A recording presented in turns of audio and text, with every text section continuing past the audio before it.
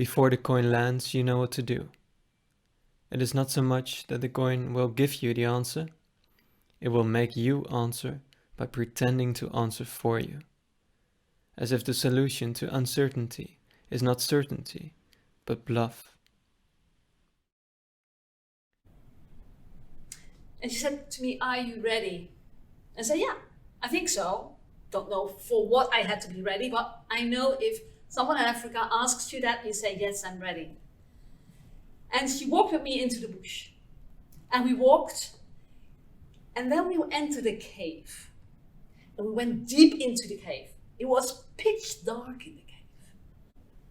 I don't know how long I've been there. An hour, 2 hours, 10 minutes, half a day, no idea. Mama Gerda came and got me. And she saw me and she said, "Now you're ready." The word growth is rooted in the Proto-Germanic word grü, which means something like the land becoming green again in the beginning of spring.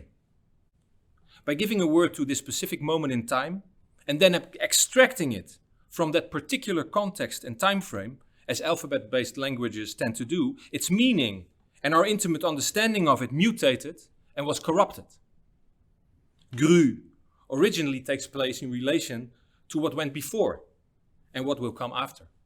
What it's telling us, the way we're behaving with money, is telling us that we believe that in the future there's going to be a highly successful, vibrant economy, highly productive, highly wealthy, which is able to pay down that debt.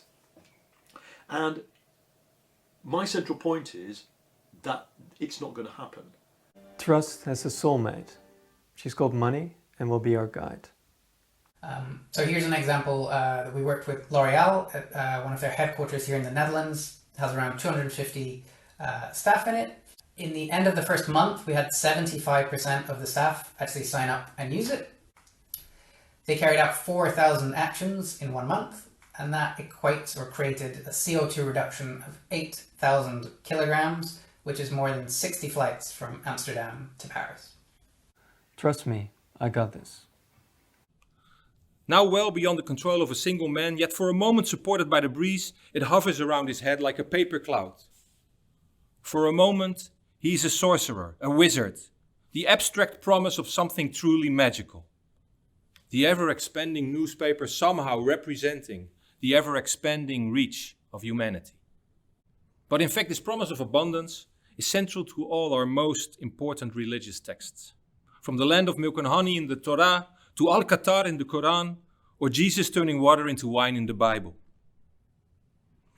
All you need is faith to hear the diesels humming. 96% of all the life on the planet has perished. And that came about also due to massive amount of CO2 released either due to a volcanic eruption or an asteroid impact, leading to global warming, changing ocean currents, ocean acidification, and you had the collapse of ecosystems. The sixth extinction that we are into right now, we can see species are already disappearing at more than 1,000 times the background rate. And this is the first extinction event that is not caused by a geological or an astrological impact event, but is caused solely by the activities of one species, and that being us human beings. Trust me, you got this.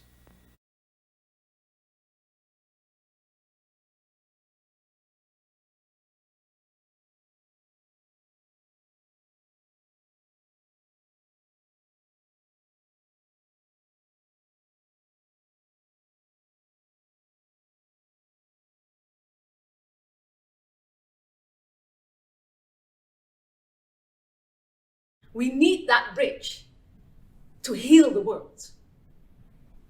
And your work is to build that bridge between science and the indigenous, between economics and the social, between culture and nature. Because all of that is one, and we tend to forget that.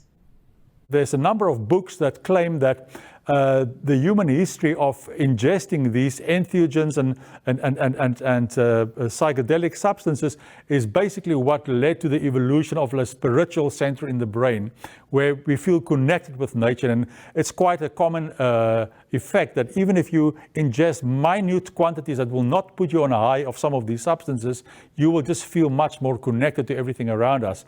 But in our Western societies, we've actually we favor productivity, and for productivity we want to have absolutely predictable as much as possible predictable behavior. So we've actually legislated against a lot of these substances, and we've taken them out of our natural diet, which means actually you can argue that maybe we are programming humanity for rational existence.